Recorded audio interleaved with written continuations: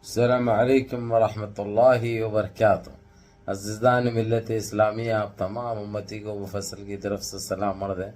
घर में बैठी पर्दानिशीन इज़्ज़तदार माँ और बहनों को मुफस्सिल की तरफ से सलाम अर्ज़ है। बहरहाल बहरकैफ अल्लाह से उम्मीद है आप लोग खैरियत से होंगे, अल्लाह की हिफाजत में होंगे। इन मलूनों की मलामत से, इन फ़िरक़ा परस्तों की फ़िरक़ा परस्ती से, इन दरिंदों की दरिंदगी से, इन माबलिंचरों की माबलिंचिंग से, इन बलात्कारियों की बलात्कारी से महफूज होंगे। अल्लाह आप लोगों को अपने हफ्ज़ अमान में रखे, अल्लाह अपनी हिफाजत में रखे, अल्लाह हर आबा से हर शर से महफूज रखे। बहरहाल बहरकैफ मेरे अज़ीज़ दोस्तों, मेरे भाइयों, देश के हालात से भी आप लोग वाकिफ़ है और देश के बाहर के हालात से भी आप लोग वजह वाकिफ़ है।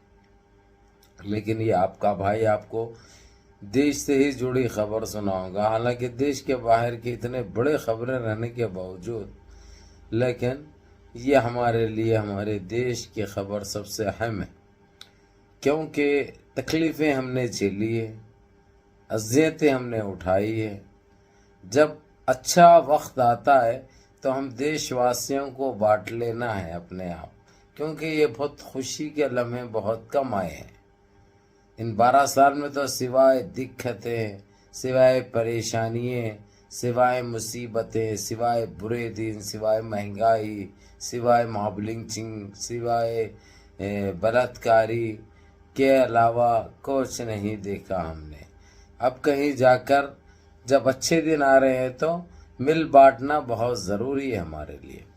तो मेरे अजीज़ दोस्तों, मेरे भाइयों, आप लोगों को तो खैर ये अच्छी तरह से मालूम है, जिस तरह से जो उलझाया गया, जो धंधले पेश किए गए, जो परेशान किया गया हमको, ये सारी चीज़ें आप लोगों को पता है। जब इनका क्रियाक्रम हो रहा, जब साफ हो रहे हमारे देश से, तो इससे बड़ी खुशी हमारे को और क्या हो सकती है? इससे अच्छे दिन हमारे लिए और क्या हो सकते हैं? बहरहाल बहरकैफ मेरे अजीज दोस्तों, मेरे भाइयों, जो कुछ भी आज इनके साथ हो रहा है, इसमें इन्हों खुद जिम्मेदार है।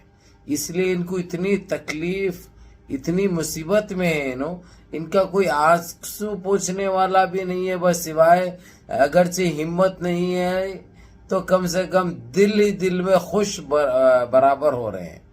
और आप लोगों को ये बताता चलूं मैं, गोदी मीडिया कौन सी उसकी बनी हुई है।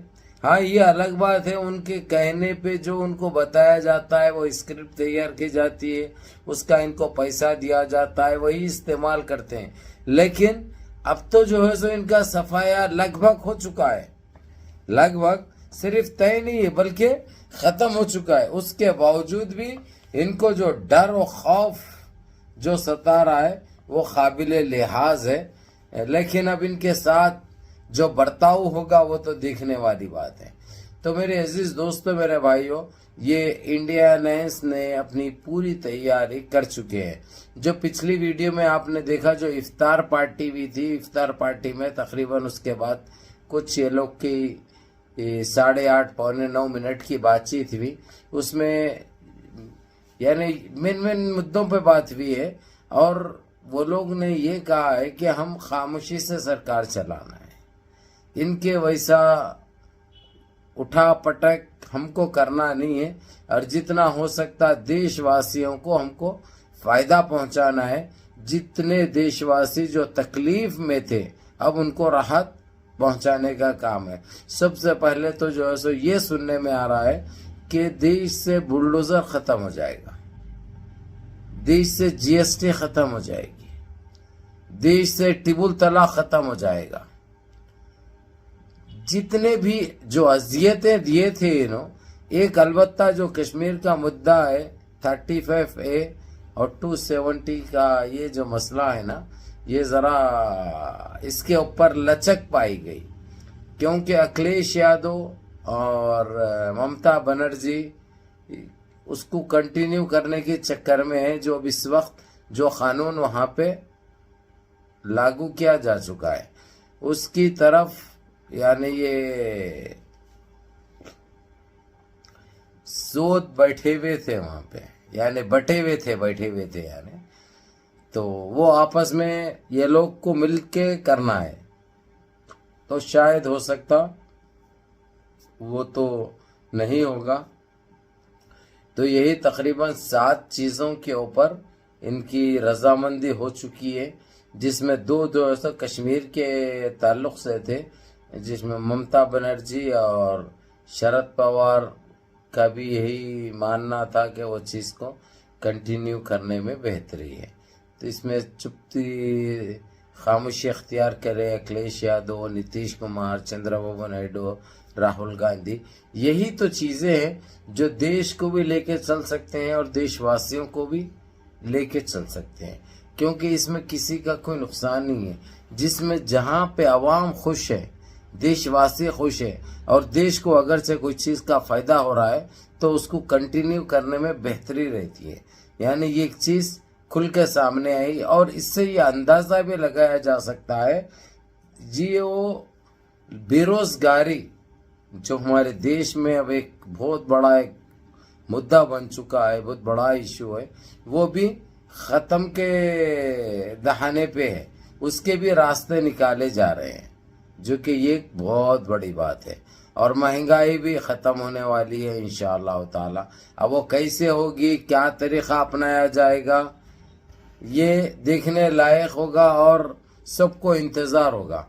तो मेरे अजीज दोस्तों, मेरे भाइयों, अब ये नहीं, टाइम बिल्कुल इनका कम है। अब जैसे ही शपथ लेंगे और ये चीज़ें जो पहले ही डिस्कस कर चुके हैं ये लोग, इसको पाए तकमील करेंगे, इसको पाए तकमील करेंगे। और ये जो मिसाल के तौर पे जो कांग्रेस के स्टेटों में जो लगाए गए हैं औरतों के लिए बसों का फ्री है, और जो घरें जो बांटे जा रहे हैं रहने के लिए, 2 बेडरूम 1 बेडरूम 1 हाल का, ये चीज़ जो है सो शायद सारे देश में भी लागू हो जाएगा। अभी तो सिर्फ तेलंगाना में ज़्यादातर चल रहा है और कर्नाटक में भी जो है सो ये शुरू हो रहा है, लेकिन अभी ये सारे देश में जिस वक्त इंडिया अलायंस की सरकार आ जाएगी, इसके ऊपर ये कोशिश करेंगे कि सारे देशवासी को रहने के लिए छत हो, खाने के लिए खाना हो, पहनने के लिए कपड़ा हो, ये बहुत ज़रूर हो जाएगा।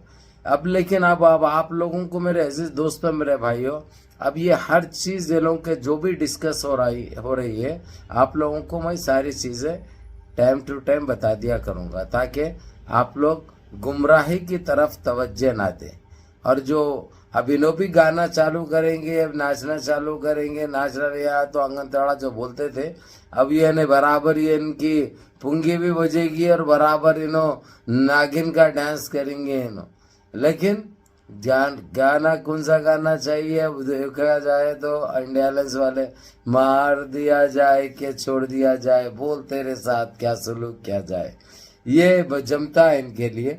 बहरहाल मुनज़्ज़म रहिए, मुत्तहिद रहिए, अपनी सफ़ों में इत्तेहाद बरकरार रखिए, नमाज़ों की पाबंदी करिए, माँ बाप की खिदमत करिए, बड़ों के अहकाम पे अमल करिए और अपने इस भाई को भी दुआओं में याद रखिए। अस्सलामु अलैकुम व रहमतुल्लाहि व बरकातहू।